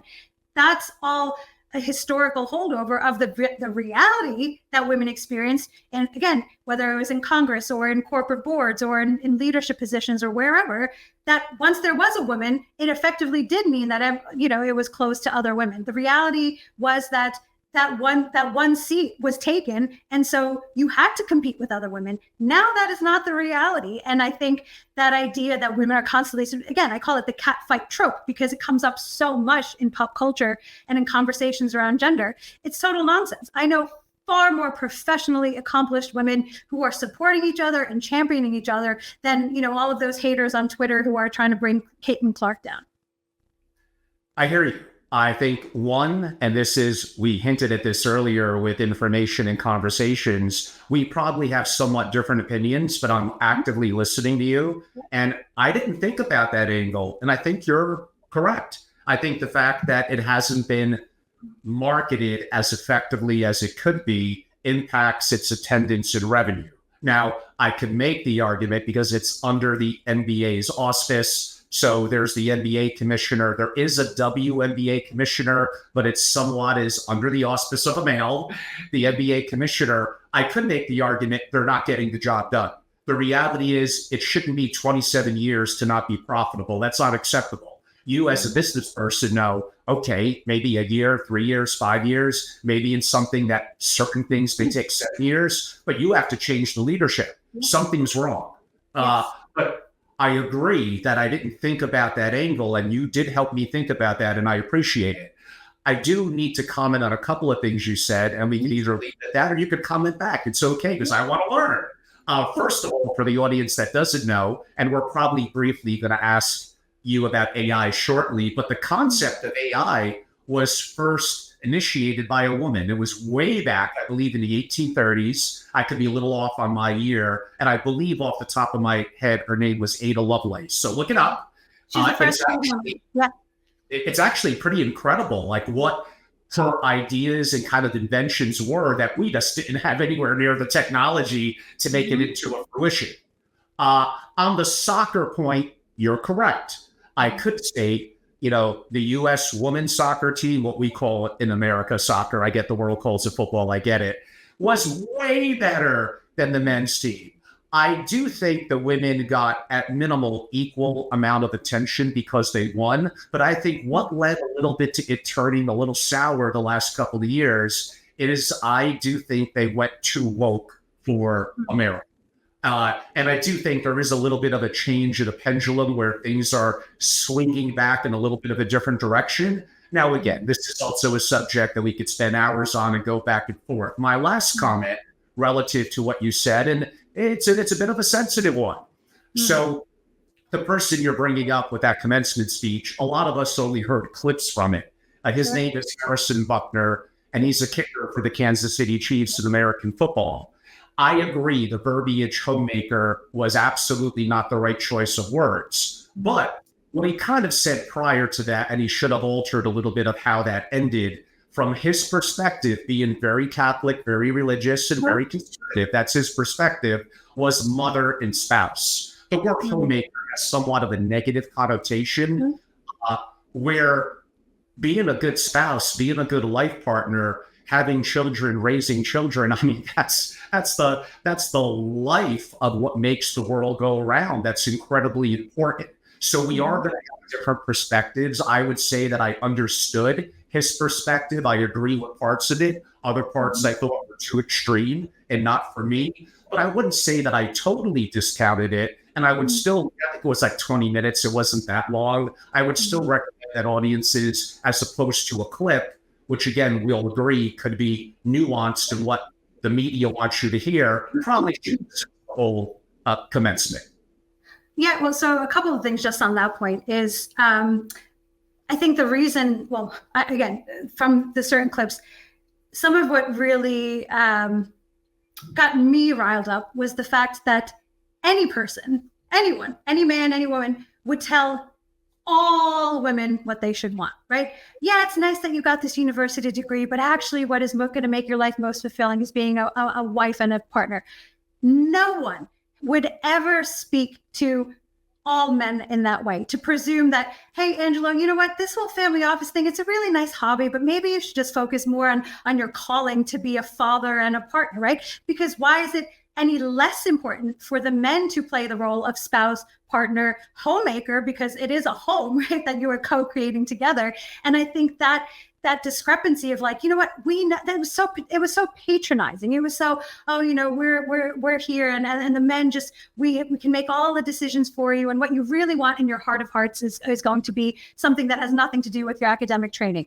On the Catholic side, so I went to Catholic school my entire life. I'm not Catholic, but I went to Catholic school, and it was run by nuns. And it was an all-girls Catholic school, and it was run by nuns. And the message was never your only role in life is to procreate and to create a home. It was, yes, if you choose to do that, by all means, that is one part of who you are and what it means to be a good Catholic, but also go out and do big things. There was a real leadership sort of undercurrent in what we did. The patron saint of our school was Marguerite Bourgeois, who was, sort of quite an intrepid young woman and a nun. And so this idea that religion and feminism has to be opposing is total bullshit, because it doesn't even bear the guise of historical study, right? And I think the very definition of Catholicism is to be worldly. Right. So it's not just, being Catholic is not just the religious definition. The literal definition of the word is worldly. There is nothing worldly about narrowing your focus only on your home life. If that is what you choose to do, by all means, choose that. I'm all for agency.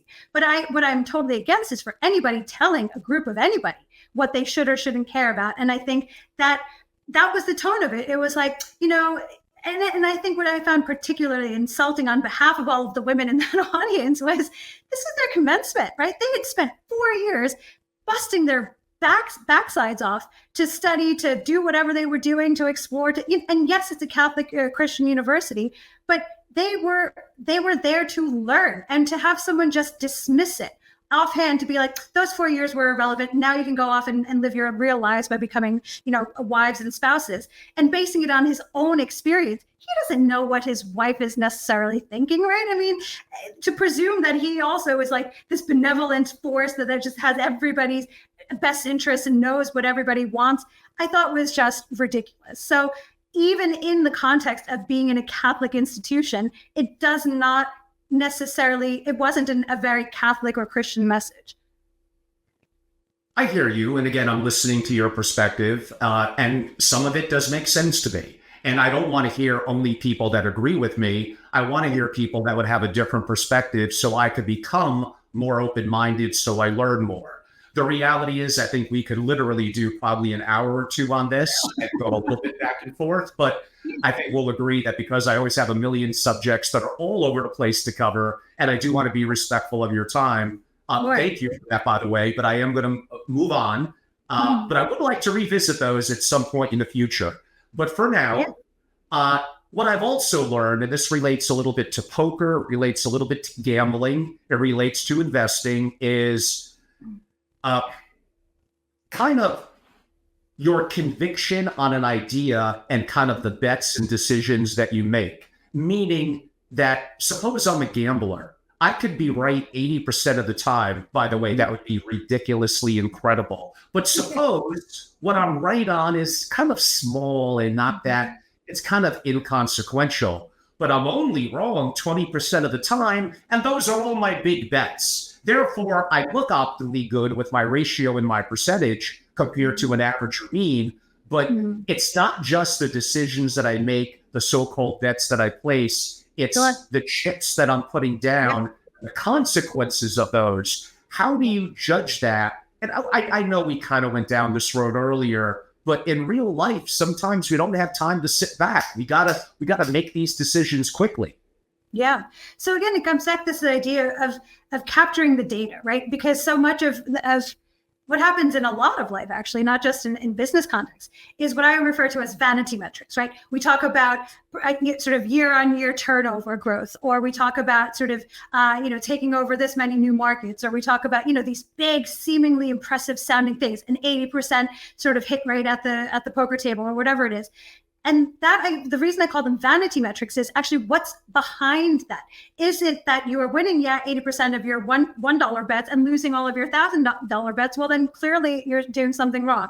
If you're looking at turnover figures or if you're looking at growth figures, fine. But at what cost? Are you actually more profitable? Are you actually more effective? Are you delivering, more customer satisfaction? Whatever it is, because it's not enough to look at the high level. You need to do the digging. Again, it goes back to the analysis and that critical thinking of what is behind those metrics. We saw this all the time, for example, in aid efforts, right? And this happens in international aid in general. People, this country's pledged X million dollars, or this, we've built this many schools. And, one of the countries that I worked in was in Afghanistan. And so many donors would go on and on and on about how many schools that they've built. And then you go and visit these schools and, but what about the teachers? Or what about the children who are being intimidated on their way to school? Or what about the bullet holes that have ridden, sort of the walls of the school so that have scared everyone away from attending? Mm-hmm. The number of schools built is the vanity that we can all sort of pat ourselves on the back and say, good job. The reality is the actual data that you're doing, the follow-up and the analysis of what is behind those numbers. And so for me, it's about analyzing the data, not just the headlines, not just the flashy, sound bites, but everything that actually is going into that. And because we can all think of many examples of either business decisions or growth prospects or whatever. And I will say this for my own business, right? There was a time where I was so proud of how quickly we had grown year on year, how many new hires we had. And then I would look at the numbers and I was like, oh shit. Well, actually, we're growing fine. We're getting bigger. We're taking, a bigger piece of the market, et cetera. But our profit margins are actually getting smaller. So what we did then was to rationalize, to get leaner and tighter, and then our profit margins went back up. So there is this, it's that word you used earlier, ego, right? We cannot let our egos get in the way. And the vanity metrics are one way that many investors and a lot of sort of VC investors also, get distracted by. They hear a really great pitch. Well, this is the size of the market and this is our potential and all of these. Okay, fine. But how realistic is your plan to, get even a portion of that market size? How much product market fit is there? All of those, the actual details that get glossed over. And that's, for me, is what is more important instead of just the raw percentages. I'll try to do the best I could on a series of upcoming questions, and we'll probably go a little bit over if it's okay with you, sure. But maybe we'll try to be a little rapid fire. Is there a process? Well, thank you. Is there a process that you could share with the audience that you learned in the CIA to think through and solve problems, as opposed to relying on inherent capability? Is there, step one, this, step two, this, step three, this, something that our audience as entrepreneurs and family offices and executives could learn from? Yeah. So nothing that sort of was that specific from the CIA, but something that I sort of cut and pasted from different life experience, different, field experience, different career experience, was sort of the following sort of problem solving process. So first is actually identify what is the problem, right? Because sometimes we think it's one thing and actually the problem is something else. What that example that we just looked at, I'm 80% winning at the table and 20% losing.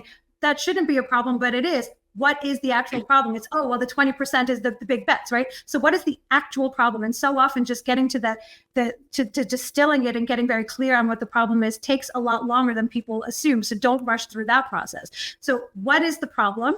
Two, what are the resources that we have to bring to bear on this? That's talent, that's, budget, that's, network, that's, information, doing a whole inventory. I talk about sort of resourcing yourself. What are the resources, not just in this business context, but very laterally that we have access to or could tap into? And then three, where are the gaps in those resources? Are we over, do we have too much budget, but not enough talent, too much tech, but not enough, sort of implementation, where are the gaps? And then figuring out how you're going to fill those gaps.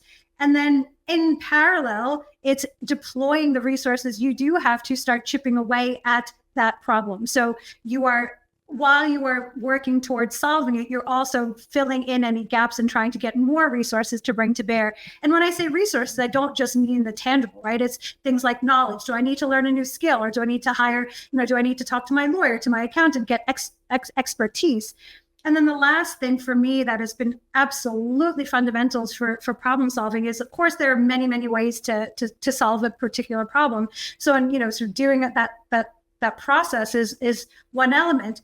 But whenever bringing in outside expertise or opinions or actively seeking insights from other people, it's about making sure that they have been in that position and successfully seen themselves through it, right? So it's not just that they've been there and sort of failed. It's, do they have qualified expertise at being successful at solving that problem?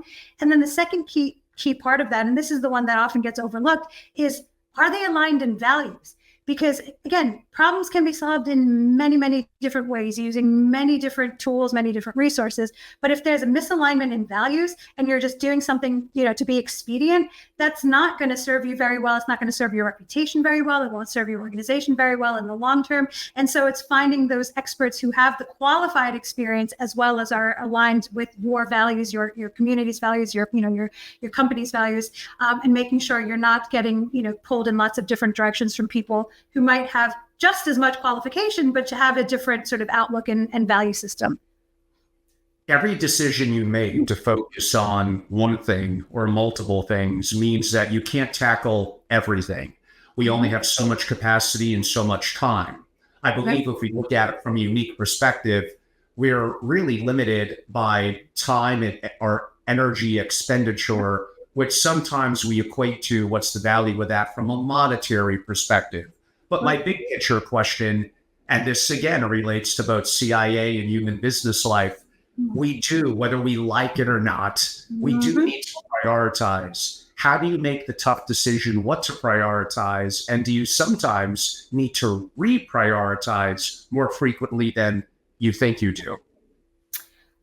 So the first question, sort of how do I prioritize? It's a couple of things. One is, what is the most high impact sort of way forward, or what is the most high impact thing to focus on at this moment, whether it's, sort of a certain part of the business or a certain element of the growth strategy or whatever, but where is the biggest potential impact? Because of course that in theory will have the biggest potential returns. So I always do sort of an impact analysis, as it were, but then also looking much more strategically and acknowledging that there are only a handful of things that we can be really excellent at. So my priority is to be focused on the things that I or my organizations are uniquely qualified to be excellent at. And that will be different in every organization. I think what so often happens is that, sort of we have competing demands on our time and our attention and our resources, and there's a world of possibilities.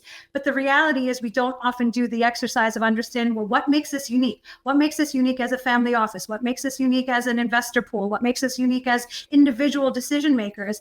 And then prioritizing those things that can leverage that uniqueness, whether it's a skill set or a value system or a process or whatever, because again, that's where there's greater potential for the return on your both literal and metaphoric investment. A little bit of putting on a futurist hat. So my audience doesn't know it yet, but I did a very brief interview, and I'll be releasing it next week, with probably the most iconic futurist living, Ray Kurzweil. So a question, which again, as most of mine relate to putting on a little bit of a CIA perspective as well. What will the world look like in the short years, and if you want to go a little longer, decades to come? One, look at geopolitics and global conflict. Look at nuclear risk, which basically the world coming to an end. Look at the advancement of AI, both the scary, but also potentially the beneficial. How do you make decisions in your life and in business, knowing that we're living in a time when you could wake up and things could be radically different? This may relate a little bit to the anxiety question from before, being cool and calm, processing information, making decisions. Yeah. So for me, it's about, again, acknowledging this idea that nothing is inevitable, that at every stage, as individuals, as societies, we have choices that we can make. And instead of feeling, because I think this idea of, well, predict the future, where are we going? It creates a sense of panic, because everybody's or many people will have different opinions. And yes, of course, some of them will be better informed opinions than others. But, George Orwell was writing, sort of decades before 1984, and the reality when 1984 came and went, or A Space Odyssey 2000, right? All of these sort of futurists and these science fiction thinkers, they imagine something very, very different, but also far more dark than the reality of what happened and what humans have done. And so I think we all need to acknowledge that there is nothing inevitable about the way the future will look. We all have to do what we can in order to create or shape the future in a better way, in a more productive way. And even now with things like AI, AI is like any other tool. It can be used for good or it can be used for evil, and it can be used for everything in between. We need to do the work now as active citizens, as active leaders, as active people with power, position, influence, money, wealth, etc., to shape what AI can and cannot do. What are the regulations? What are going to be some of the, the measures that we do to curb some of the worst excesses, sort of like with nuclear power and nuclear proliferation? What are the bodies that we need to create to, and yes, I appreciate that none of it is going to be perfect, but I think there's been so much this sense of despair and fatalism about, nothing matters because it's all going to go up in a nuclear mushroom cloud anyway. And actually, we can be a part of that process. We can use our vote, we can use our influence, we can use all of the resources that we can bring to bear to shape the future in a way that is less dark, that doesn't make anything inevitable. And for me, that's how I deal with the anxiety, is not just to wallow in it and to be fearful of it and to get sort of wrapped up or angry or frustrated. Is, okay, fine. This is what I'm anxious about. This is the outcome that I'm worried about. What can I, as an individual, with all of the various levers that I can push and pull on, what can I do about it? And that sense of ownership and agency ties right back to that question you asked about leadership. For me, every single human being can be a leader in some capacity by taking ownership and responsibility for a problem, not the whole world's problems, but a problem, and do something about it. So do something about it is my approach to the future. And a bit of a follow-up question to that, and this is going to be, well, not a surprise, a little bit of complexity and a little bit of even me reading from Ian Bremmer, who's a well-known geopolitical strategist. I'll start with, how much will technology companies influence the future, and what will they do with that power? But to give a little bit of context, I was reading from Ian Bremmer, who I disagree with a fair number of things on, but again, who cares? He's a smart guy, and I can learn from some things that he says. I said some. So he kind of goes on to state, relative to kind of thinking of those two questions, and I am going to chop some things out because it's kind of long. So I'll try to shorten it as best I could. If China and the US exert power over digital world and companies, then will those companies align with the government and basically split the world into two, basically US and its technology versus China? Option number two, technology companies persist with global business models, retain competition between digital and physical worlds, and we have a new globalization. I thought that the last one, number three, was interesting and maybe a little scary. It depends. If the digital order becomes increasingly dominant, governments erode in their capacity to govern, and technology companies become dominant actors on the global stage. Wow. So the short answer to that question is, I have zero insight into sort of any of those topics in the ways that I would like to be able to give you a response. The long answer to that question is sort of falling back on what I just said, that I don't think anything is inevitable. This idea that the US and China are on this inevitable, collision course, and yes, great power politics exists, and there is a shifting balance of power that's occurring, but this has happened from the beginning of time. There have been the rise and fall of empires and the rise and fall of, many, many empires, and we lived in this sort of multipolar world for decades. And then the US became the hegemon, and then it was multipolar again. And there have been these ebbs and flows. So what I would like to see is an acknowledgement and a management of some form of global, like a multilateral globalization. Do I want the US to still be the sort of the policeman of the world? Yes, I would much rather us maintain that role than to cede it to China or Russia or any other, country that has the capacity to do so. I'm not naive about the realities, of course, of the real competition.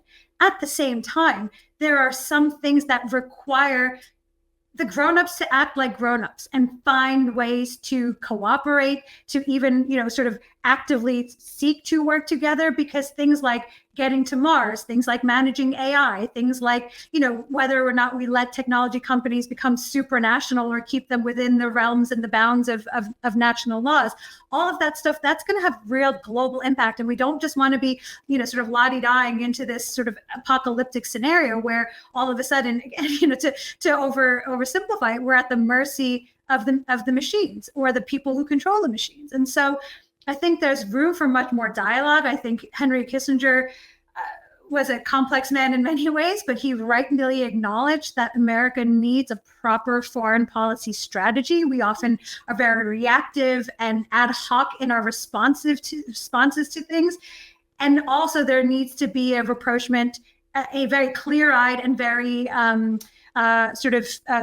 just a very clear way of working with some people, some countries that we have, previously both been treated as adversaries of, and also are our adversaries when it comes to things like values and liberalism, et cetera. So be realistic about it, but not so blinded by sort of politics and national competition that we ignore the importance of and the requirements of finding ways to work usefully together on the big things. US dollar hegemony, meaning the world settles in dollars. If you have the most powerful military, you usually end up controlling the world's quote unquote money. The world again settles in dollars. It's been doing that probably since Bretton Woods' late 40s. It's been a long time. There appears to be no immediate threat per se, although there's interesting developments in the BRICS coming together with other countries, perhaps partially backed by gold. Okay, you're going to get that tough CIA question now. I could make an argument that the three-letter agency, including the CIA, its sole goal is to protect U.S. interests, and protecting the dollar being king is arguably the number one interest. The CIA will cause issues and around the world to protect the U.S. interest at any and all cost. Of course, you're going to say that I'm wrong, but what would be your response? So I'm not going to make a value judgment as to whether you're wrong or you're right. What I will say is actually it's not just the military might of the U.S. that keeps the dollar as the hegemon currency. A lot more of it is our democracy, that we have reliable, stable political systems, reliable, stable legal systems. And the bigger challenge and threat to the dollar remaining sort of the currency of choice is our political instability and the chipping away at U.S. civil society institutions that's been happening over the past sort of 6 to 8 years or so. And so I think it's far more about protecting our domestic stability, the political system, the legal process, the judicial system, all of those things, because companies, can cheaply set up business in many places. They do it in America because there's a reliable court system. The laws aren't going to change on a whim. You have peaceful transfer of power, right? And then very recently, we've seen that actually there are some actors who aren't on board with peaceful transfers of power. And that question mark in the world's mind is becoming ever more, is the US as stable a society, as reliably stable a society as it once was? I think it is. But we need to, again, guard against some of those more extremist factions, those political factions, the more retrograde sort of things that are happening in the legal system, et cetera, to make sure that as a country, the package that we offer as, again, the global policeman, the stable currency, the place people can come to invest and be entrepreneurs and make a lot of money and change the world, that we protect that. And that is far less about the military might than it is about our political and internal society and structures that we are protecting. You're not incorrect. It's a very well-crafted answer, respectfully. I'm going to disagree a little bit. First of all, the opposite side of probably the candidate that you're talking about, the extreme woke, also is a major problem. I could argue that we're not listening from either side. We go on extreme on both sides, and there probably is a better middle ground. But relative to your comment, I agree about contract law, about our, again, the U.S. happens, I think it was Bismarck who said in the 1800s, boy, how lucky the U.S. is. It has fish on both sides, and he used a harsher word, but I'll go with friendly neighbors to the north and south. So he is correct. The U.S. happens to be like perfectly positioned globally around the world. We have incredible resources. Yes, we should be, make the audience matter at me, extracting more oil and energy from the ground, but we could save that discussion for a little bit of a different time. But none of that, the law that this house is mine, that it's protected by my title, that I have protections from police and the government, all of that would fall apart if, let's go extreme libertarianism. Let's dismantle the military. Let's just be good friends to people around the world. Well, you know, from your background, what do you think Korea, Iran, China, and Russia would do? We would get demolished and crushed. Do we spend too much money on military? Probably. Is a lot of it wasteful, broadly speaking? Yes. But the day that you need it, you want every last dollar to have the best technology and resources and force that you could. Yes, of course. And so by no means was my answer suggesting that the military is not essential, but it's not the main reason that America has the political and economic might that it has. It allows us to project it as far as we would like to. Projection, correct. Yes. And the security umbrellas that our allies have been sometimes over relying on, for sure. But I think we can sometimes overplay that hand and not acknowledge how much other stuff we have at our disposal that we shouldn't just throw away, or that we should, again, protect and defend and reinforce and make sure that that is also invested in, because that is part of, an integral part of all of the other stuff that comes. Of course, because if we don't have the political stability, then the military just becomes sort of, as we see in other undemocratic societies, it just becomes sort of effectively sort of a personal militia, right? Based on whoever's in charge. And that is not who we are. That's not what we have ever been or ever want to become. And so, again, it's the political institutions and all of that functioning of society that is both supported by and supports the military might that we have. And of course, like I said earlier, we cannot be naive. The threat from Russia, Iran, China, et cetera, is physical and it's real, and they will do everything. And this is sort of why I often talk about how we need to find ways of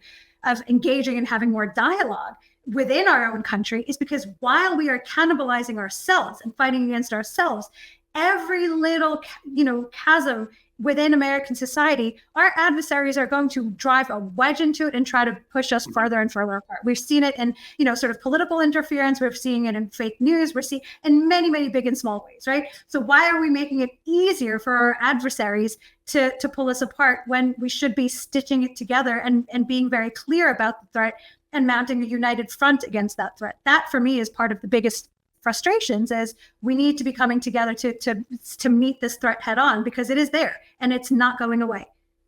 Well, we definitely have nefarious forces, they could argue on both sides, that have influenced mindset and decisions on political elections in the U.S. I could make the argument, it'd be a strong argument, by the way, that goes back to the French with George Washington a couple of hundred years ago. And no question, and it's okay to be silent, that the CIA and other three-letter agencies do the same thing with other countries. So we have apparatuses to spy and impact their elections as well. I'm not saying that's right, but I'm just saying, welcome to the realities for now. Maybe things will be better of how the world works. And also, we shouldn't make it easier for them. That's all I'm saying. That's the reality that exists, but let's not walk into their hands by making it easier. True. No doubt about it. Well, talk about a random subject, the Congo. So when I look at the Congo, I think of a country in Africa. Africa's kind of on the rise. Africa's the one area of the world that is also going to have increases in population over decades to come. The Congo has massive amounts of cobalt and copper. effectively rare minerals, rare earths, and things that are going to be valuable in the new economies, AI and energy moving forward. It appears like China's kind of winning a little bit of the war of the love of Congo. Now, yes, this does relate. But again, it's okay to keep quiet on this part. I'm sure that U.S. agencies are working covertly, over the top, under the radar now in terms of making things happen to be to our benefit in the U.S., let's broadly call it the West. But effectively, how important is a country? And again, I will admit, Americans do tend to be a little bit more ignorant on global perspectives and looking at things around the world. Congo, or technically the Democratic Republic of Congo, is a very important country moving forward. Mm-hmm. Yes, for the reasons that you identified. There's nothing to really add other than what you said about sort of China getting to Congo first, or whatever, however you put it. And I think that's something else that we need to also be aware of, is that, any isolationist tendencies that might be coming more, and I'm saying might, right? Because I'm not convinced that, America is as isolationist as the media would suggest it is. But, for politicians, they're making it a bit of a talking point. That is a way of responding to the world and to the economy and to the realities of what we face. But also we need to, again, be grown-ups about it, that if we are becoming more, if we choose, right, we can all choose, we can all vote, we can all influence what happens. If we choose a more isolationist policy, that is going to hurt us in the probably immediate term, but definitely in the medium and long term. If for no other reason than for the practical reality that you just identified, is that we're vast and we've got great water, water borders, and we've got two friendly nations either side of us, but we cannot supply ourselves with everything we need to thrive, to grow, to be strong, whether it's food, I guess we're mostly pretty well covered, and energy for the most part, but natural resources, we need to have partnerships. We need to have mutually beneficial partnerships, so that also it creates that stability in the countries that we are getting those minerals from. And it's not just about, propping up dictators who are going to be friendly to us, but what is the long game, right? Again, going back to Kissinger, what is our long-term foreign policy strategy? It's foreign policy, not just domestic policy. And the two are very, very intertwined. So Congo is important. Many, many other countries are important for our national defense, our economic defense, for our longevity as a nation. And I think we're moving to the final 10 or 12 minutes. So just have a couple of questions. This relates to some things we already spoke about in some of your comments, but Gen Z is a large generation. It's our rising generation. It's our quote unquote, our future. Is it important for us to understand, and I'm assuming from the CIA perspective, to influence the mindset of quote unquote, the young ones, that what the kids are interested in? Now, that's a little simplistic. I could get a little more nefarious and say, do we influence them and control them so much that we tell them what we want them to be interested in? So when I think of the younger people now, and this relates to some of the things that we kind of spoke about earlier that may get us in a little bit of trouble. I see a lot of concern, a lot of despair about the future, very little interest in marriage, family, and children, at least in their 20s. And if I was the enemy, one of those other countries that I noted, that's what I would kind of want. The WEF agenda. I want, bifurcation. I want a lack of respect for, let's call it, a sense of purpose through religion, a area in terms of marriage and children. I want to, and yes, I know you're going to cringe at my next comment, a weakening, literally, a weakening of mind and physicality of Western men, lower testosterone. And I think all these things, to me, and maybe I'm a knuckle-dragging Italian Latino, I don't know. I just look at these things and I'm concerned. Yeah. Oh, wow. So I would say, sort of from a strategic viewpoint on some of the themes that you brought up there, I think some of the generational divide is overplayed, and many generations have felt the same sense of concern, anxiety, despair of the generations behind them. And that is just sort of a part of the natural human cycle, right? I find myself saying things, I'm in my, right? And I'm in my mid 40s, and I find myself saying things about sort of kids these days that for sure have been part of the adult lexicon for many, many generations above me, right? Ahead of me. So I think this is just how it plays out. There is, of course, yes, going to be some generational differences because the world is different, right? The world has evolved. It's not just about, sort of, oh, they're being idealistic or don't care about marriage or the sanctity of religion or any of this. The world has also moved on, right? Things like, for example, religion, birth rates, all of those things have been in decline in large percentages of the world. Not everywhere, of course, but in many, many parts of the world. And we can talk about why that is. There are many factors at play here, but that is not just a unique malaise within, sort of U.S. Society. And then sort of the decreasing mental and physical virility of men. I mean, look, I have zero information to be able to make an informed contribution to that point. All I will say is that we don't have to fall for it, right? Like if this is a real thing that is happening where is a threat, then don't let yourself become enfeebled, right? You have, again, it goes back to those choices, being an active participant, an active agent in your life, in how you, your society, your company, your family office, all of these things evolve. None of it has to be inevitable. I mean, things with falling birth rates too, at some point, maybe they'll just grow up out of it and they'll just end up having kids later in life, right? There's so much that can change even in the next 5 to 10 years, that a lot of this doomsday predictions and these apocalyptic scenarios, who knows, right? World War II created a baby boom. Nobody could have foreseen that coming, right? And so I think some of it is just fear mongering. I think there is this thing of like, oh, well, let's just, put all of the worst cases out there and never really allowing for that. I say this a lot, but that sense of agency and that sense of being able to do something about it. So, again, if you or any of your audience members are worried about any of these things, then be a part of the change, right? Live your own life in a way that doesn't conform with any of that stuff. And again, I think for me, it's also about you make your choices, let other people make their choices, as long as they are not, creating violence or inflicting damage on others. But you don't have to be a statistic.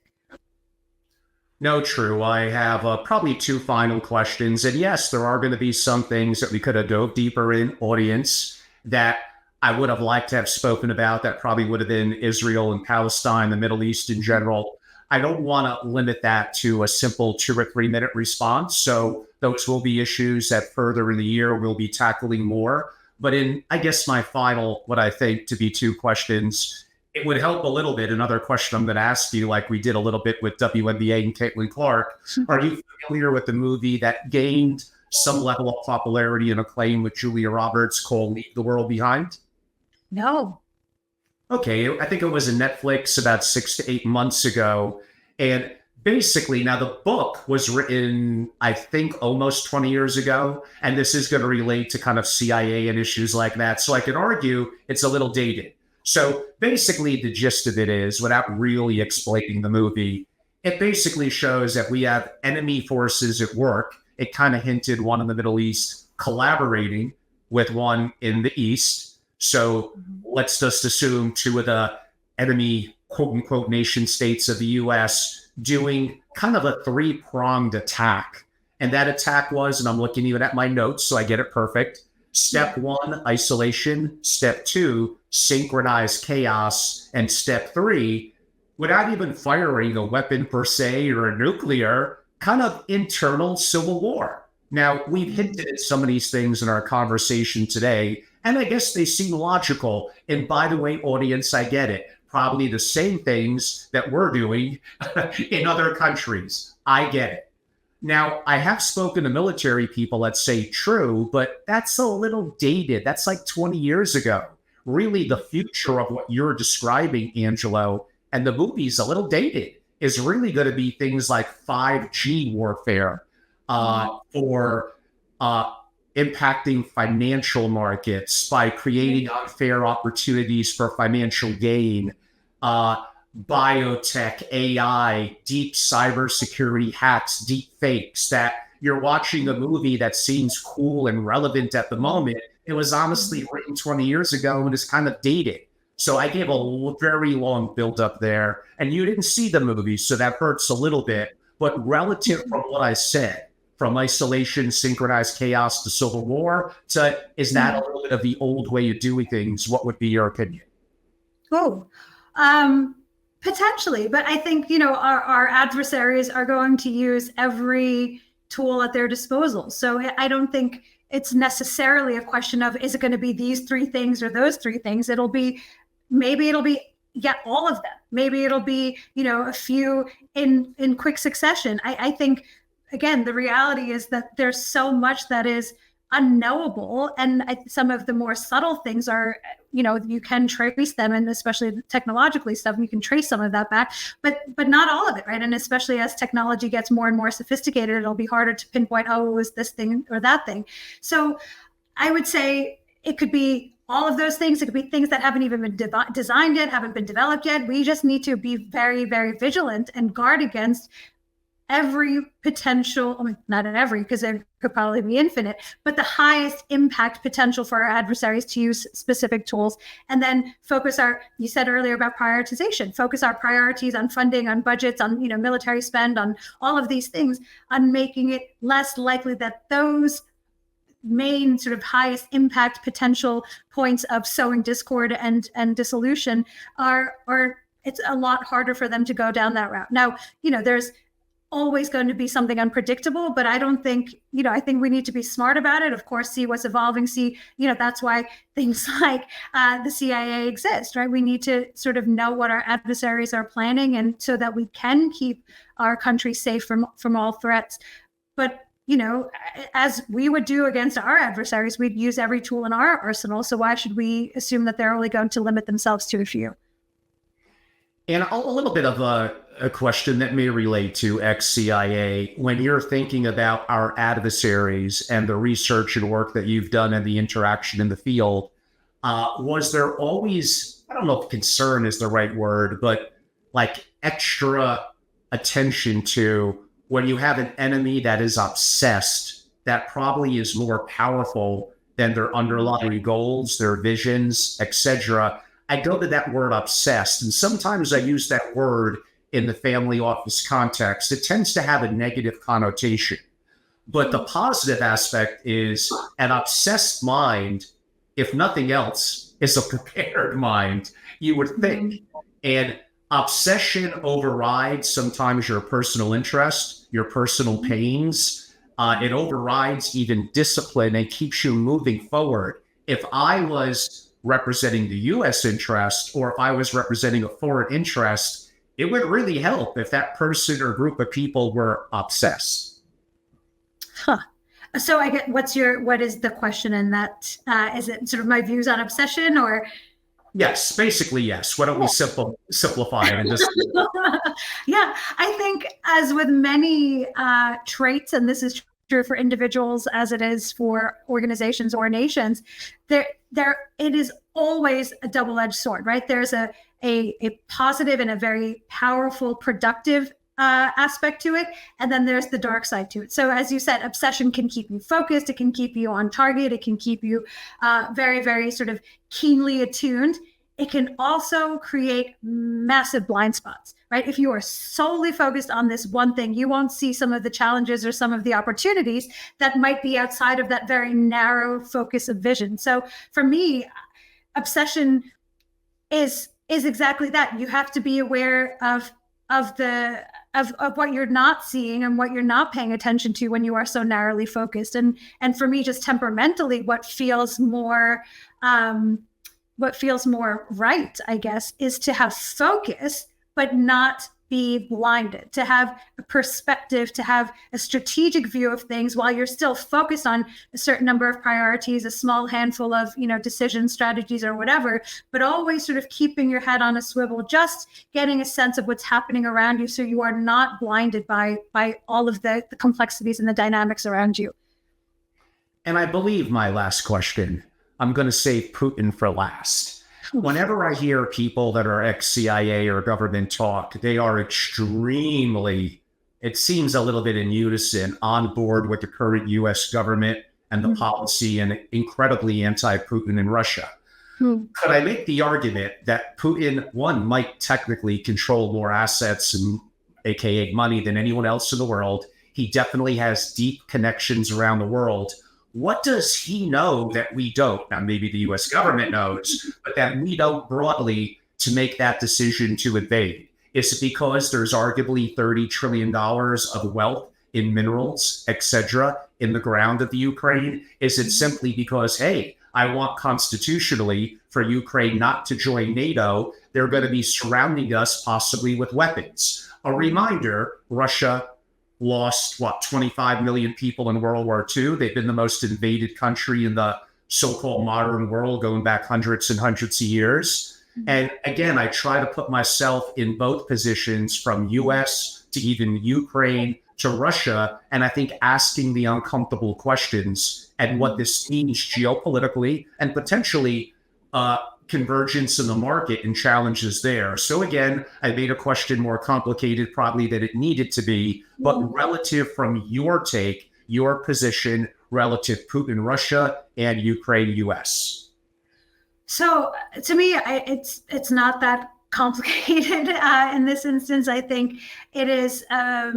It was a clear. Well, nothing is clear necessarily, but I think it was trying to reclaim what he perceived as lost Russian territory. Right, there is the former Russian Empire, which was shrunk in the sort of the 80s and 90s, and there is still very strong zones of influence, but the agenda seems to me from the outside, and this is purely just sort of watching things from afar, is to just reclaim that Russian Empire and to have that ink blot spread, more broadly than it was more, when it just sort of became Russia and the Russian Empire collapsed.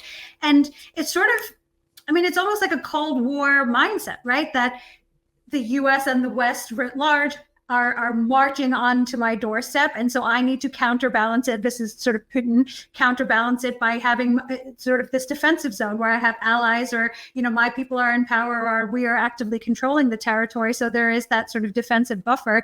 I don't think it necessarily has to be, it might be about resources and mineral wealth and sort of, agricultural wealth. But for me, it's more about that empire, that the competing empires and the competing, that sort of Cold War mentality of communism versus democracy, sort of showing its face in a modern era. And my view is, of course, that, he needs to be stopped.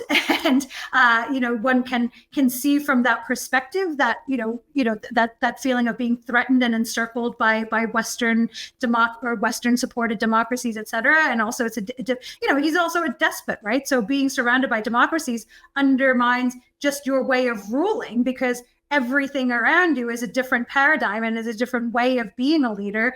And that just, again, going back to that ego thing, is an attack on your ego. And so I think there are many, we could do sort of armchair psychology on this all day long, but I think from an international perspective, it is about that competition for influence and power.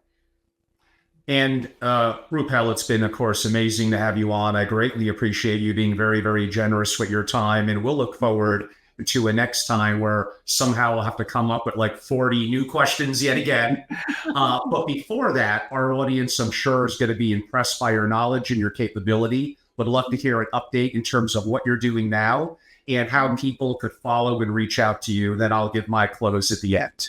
Yeah. So what I do now is a lot of consultancy work where I work with leadership teams, boards, and multinational organizations on effectively creating a pipeline of leaders. And this is sort of the performance mindset, working on sort of creating agile and innovative and sort of future-proof organizations, and doing some of the work that we talked about earlier around really developing internal talent and making sure you're getting the best out of your people. So it's about talent, it's about leadership, it's about future-proofing organizations from this very strategic view, and then taking it and making it very specific and tangible for the individual organization, C-suite, board, whatever the specifics are. So that's the main focus of my work, is taking all of that insight and expertise from my time at the CIA and building my own companies and bringing that to bear in larger organizations. And so if anyone wants to get in touch, it's very straightforward. You can always, of course, connect with me on LinkedIn, and that's probably the best place on socials. But otherwise, my website is just rupalypatel.com, and you can reach me there as well.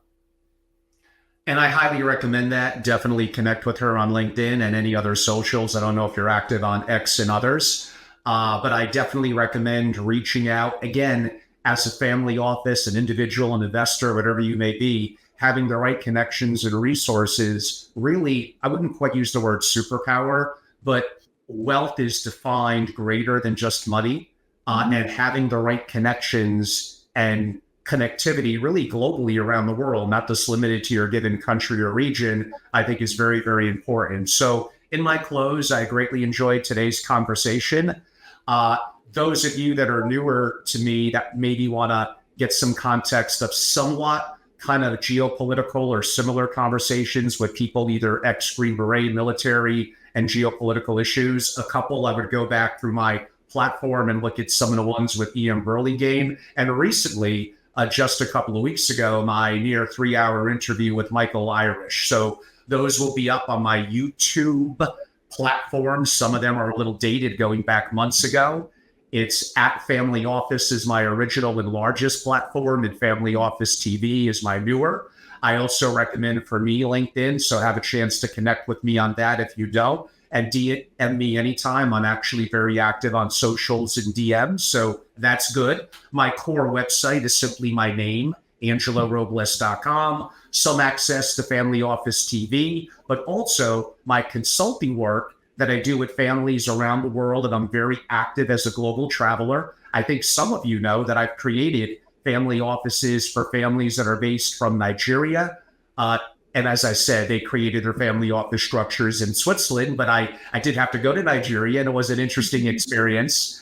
The Middle East, Europe, North America, South America, or Latin America, and obviously here in North America, my own backyard in the US. So whether creating a family office, whether looking to understand the community, or restructuring and adding to a family office, those are areas where I know that I could be of value. Many of you know that I've recreated from my days of founding and then selling Family Office Association, a new private membership club, SFO Continuity, limited for now to 30 founding members, and having deep conversations in person and digitally, including bringing in live guests like today and others in a more private setting. And a lot of it is on investing, but it's deeper than that, on family continuity and on a lot of issues that are occurring in the world. And a lot of my consulting and a lot of my practice work not only has been around best practices and practice management, it's been around what if scenarios. I wouldn't quite use the word doomsday, but how you diversify geopolitical risk via sovereign risk. And it's way more complicated than getting a second or third passport, although those things could play into it. But again, those are all things that my members, and especially those that enact with me on a more, it's been a long couple of hours, on a consultative relationship, could certainly have greater access to. Rupal, you've been incredibly generous with your time. I had a chance to learn so much. I appreciate you, and I look forward to the next time. My pleasure. And same here, Angela. Thank you. Thank you.